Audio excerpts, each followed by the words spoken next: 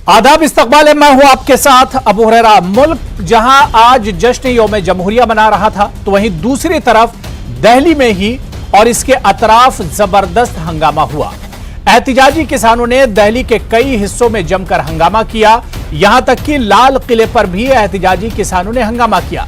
खैर, इस हंगामे पर सवाल भी उठ रहे हैं, क्या पुलिस इंतजामिया की लापरवाही हंगामे की बड़ी वजह है या किसानों की नाराजगी की वजह से हालात कशीदा हो गए?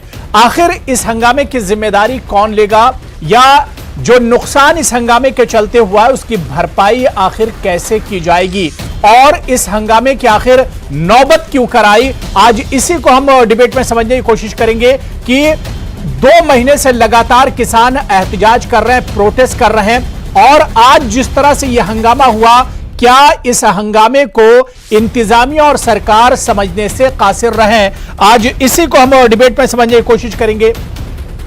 बहुत